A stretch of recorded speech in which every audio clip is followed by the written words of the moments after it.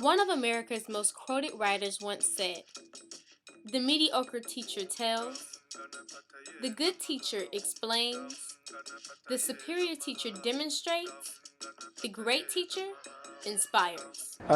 We pour to the first human beings who came into existence on this planet, the first human beings who raised the first structures, who cooked the first meals, who taught the first children, who had the first children, the first Africans, the first people, who stood upright, who walked, who figured out how to stay on this planet, who figured out how to pass that knowledge on to their children and their children's children, the mothers and fathers of civilization. Ashe. Ashe. We pour the next life. Dr. Gregory Carr is an associate professor and the chair of the Afro-American Studies Department at Howard University.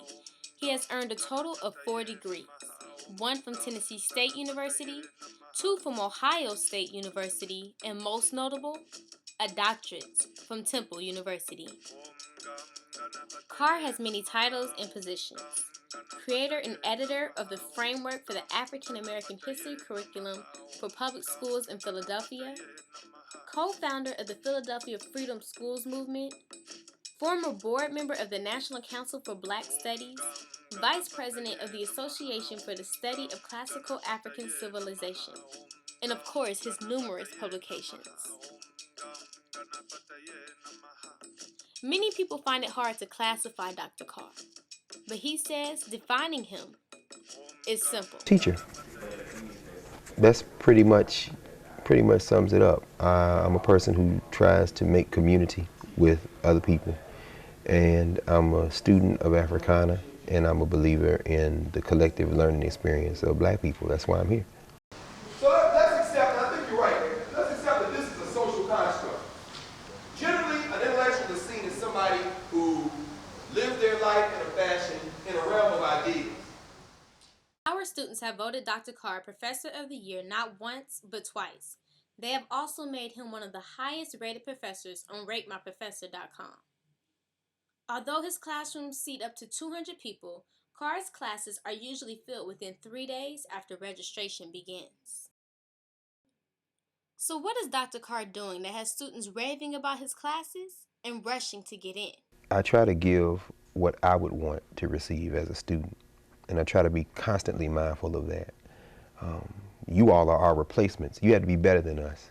So, there are a lot of faculty around here and staff who give their last full measure of devotion. And if folks say that about me, then I guess what I hope that means is that I'm being effective in trying to represent that deep passion to make you all better than we are, because you've got to take on the next generation's challenges.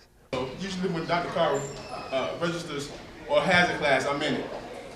And if you'll see me not in the Dr. Carr class, that means I've already taken it. I asked a student, Andrew Jones, who you may be familiar with. Of course. He's a senior legal communications major. I asked him, what does Dr. Carr mean to himself personally and also to the Howard University community? And I want to read you his direct quote. He said, "Carr is the truest exemplar of Black academia and defines the very soul of the academic experience at the Mecca. How does this make you feel to know that students hold you in such a high regard?" Well, as I say, it's very humbling. You know what it is? It's a challenge for me to improve as a teacher, as a scholar, as a mentor. It's a challenge. It's the highest challenge when a student has the trust in you to say something like that. What that means is they expect that you can help them develop, and that's an awesome responsibility. And I'm grateful to be here to be able to take on that challenge to get better every day. When asked where does he see himself in 5 years, Carr sounds as if he has no intentions on leaving the Mecca. I hope to be doing what I'm doing better than what I'm doing now. And I hope that as you all graduate, you'll send your cousins and brothers and sisters here, and then one day your children. And if I'm fortunate and the Creator gives me life, maybe your son or daughter will come and we'll have this conversation again in 20, 30 years, and we'll laugh about it, and I realize maybe I did my stretch on earth to the best of my ability. A teacher, a mentor, a scholar. Dr. Carr's name is one that will ring across Howard University's campus for generations to come. To the degree that I have a legacy, I hope that I would be remembered as somebody who, with the others, the Ernest Justs and the Lane Locks, the Sterling Browns, the Merz Tates, the many others who taught at Howard, I would hope I would be remembered along with them as a teacher who tried to to do their job to the best of their ability in this space for black people.